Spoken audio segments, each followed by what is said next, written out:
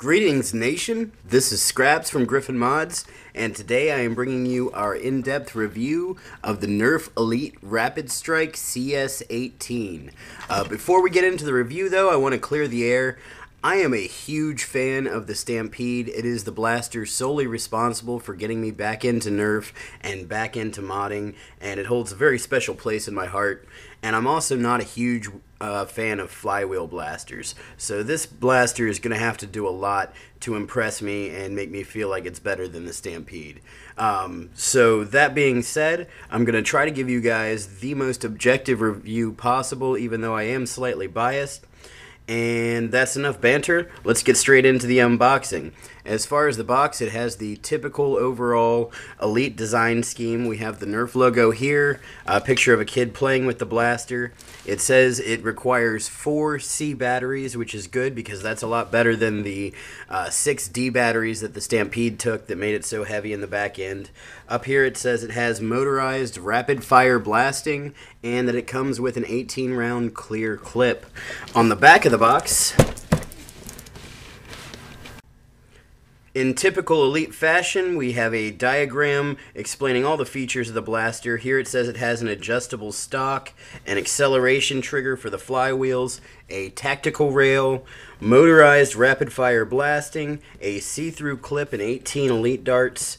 Up here it says the RapidStrike CS18 blaster delivers elite distance in a streamlined, lightweight design made for maximum mission mobility. Spray a blanket of cover fire or go on the move with an all-out blitz of motorized rapid firepower. Here under the Elite features, it says that it has motorized rapid-fire blasting, see-through clip for instant ammo check, and fires up to 75 feet. On the bottom of the box, it features the strife and the rough cut. Inside the box,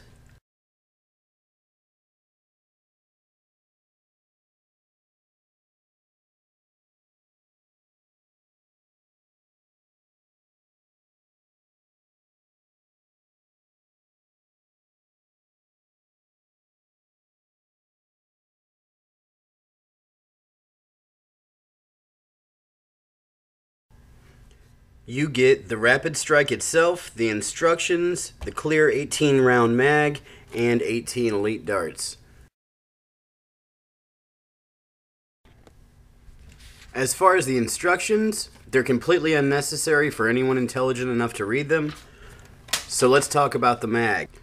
This is your typical 18-round mag for normal size or elite size darts, except for the fact that it is completely clear on both sides, which to my knowledge is the first time Nerf has made one quite like this. I know a lot of people have issues with the fact that it's clear because they say your opponents can see your ammo capacity. Personally, I really like the clear mags, and here's why. First of all, if you don't like it being clear, all you have to do is take some black electrical tape and wrap it from here to here around all sides but the back, which is facing you, and then you can see how many darts you have and nobody else can. The other reason I'll illustrate for you.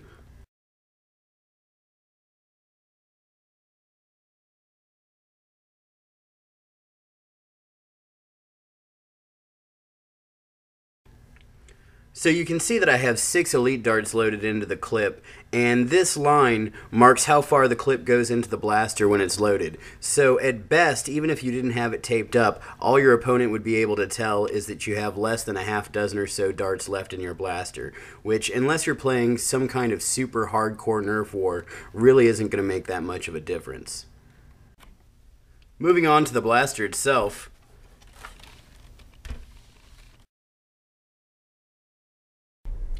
My first impression of the RapidStrike is that not only does it look like an SMG Stampede, but it's also remarkably compact. You can see here that other than the stock and a couple inches on the barrel, it's actually not a whole lot bigger than the Strife, which is a huge bonus in my book.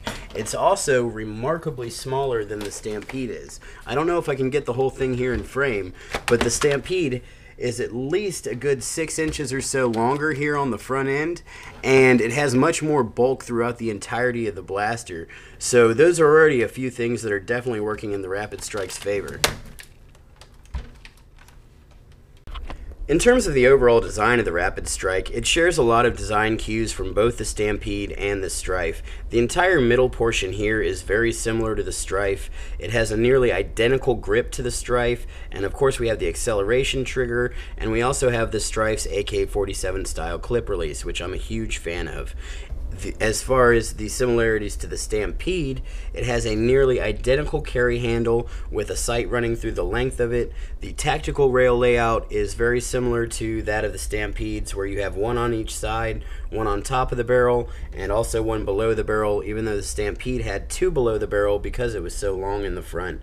It also has a very similar jam door to the Stampede, even though this one is clear, which is much better in my opinion. Unlike the Stampede, the RapidStrike will allow for barrel attachments on the front, which is awesome, and we have this cool new flip-up iron sight. As far as the attachment points, there's one on the bottom of the grip, just like the Strife. We have a split attachment point just before the sight, and there's also an attachment point here on the front, which is very cool because it's been designed to look like part of the gas system on an automatic rifle. The RapidStrike is unique in that the battery tray is on the front of the blaster underneath the barrel. It runs on 4 Cs, so let's go ahead and load it up.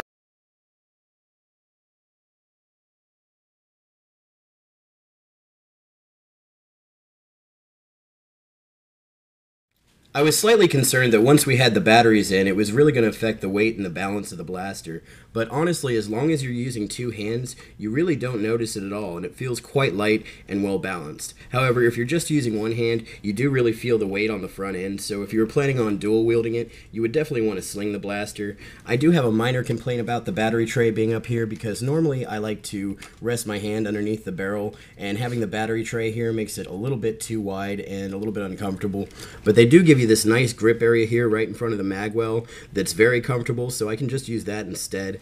Also, if you look down the sights, the RapidStrike has a very nice sight picture, and the sights line up very well. So even though you don't really use the sights on Nerf guns because the darts aren't that accurate, it is still kind of a tactical feature that I really like. As far as the stock is awesome. It's extremely comfortable. It's not any bigger than it needs to be. When it's extended, it's very durable. It's not going to collapse on impact, and it's not wobbly at all. Unfortunately, there's no middle setting. It's either all the way in or all the way out, but it does have this nice big button that's easy to grab, so you can definitely collapse and extend it very well on the fly. I'm a huge fan of the AK-47 style clip release because you can drop clips easily and quickly on the fly by just extending your finger from the flywheel trigger to pull it out, or you can take your offhand that you're pulling the clip with and just grab the button with your thumb, which is usually what I do. In terms of the locks of the RapidStrike, it has very similar locks to the Raven or the Elite Raven in that you have to have the jam door closed and a clip in to get the flywheels to run. And once the flywheels are on, you can activate the dart pusher. And obviously the dart pusher will not engage if the flywheels are not running. For our initial firing test, I'm going to run through a few 1 and 2 round bursts to get an idea for the responsiveness of the trigger, and then I'm going to unload the rest of the mag on full auto so that we can get an idea of the accuracy and also the rate of fire.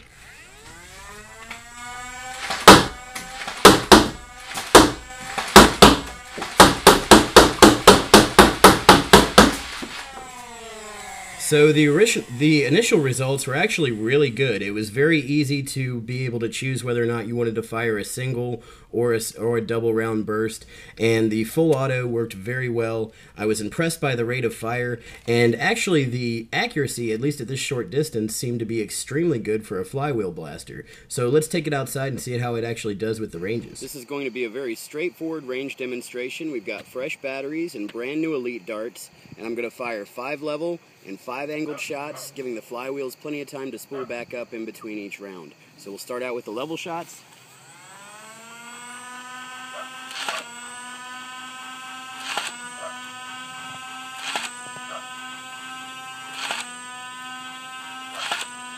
And the angled shots.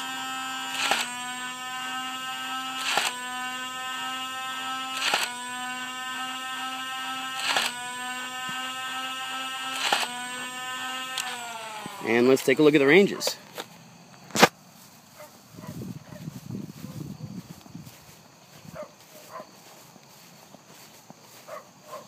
So it looks like we've got a pretty good grouping here for our level shots. Starts out just before 41 feet and about 1.5 feet from the side of the tape. We've got another one just before 42 and at the same distance from the tape. We have another one just past 42 right next to the tape. One more dart at 45 right next to the tape. And at 49 we have one more level shot. So those are looking pretty good. Let's take a look at the angled shots. Looks like our angled shots are also in a fairly good grouping.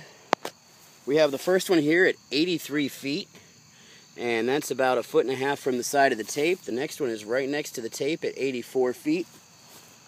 We have another dart at 87 and about 2 feet from the side of the tape. And then we have our final two darts.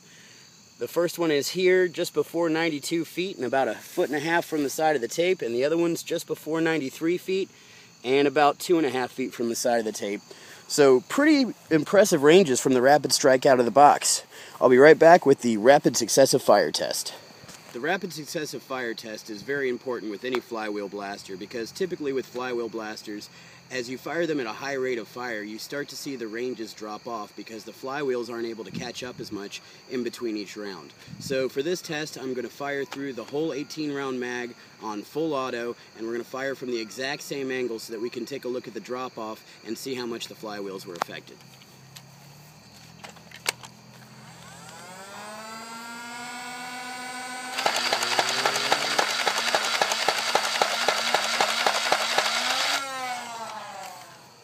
And let's take a look at the ranges.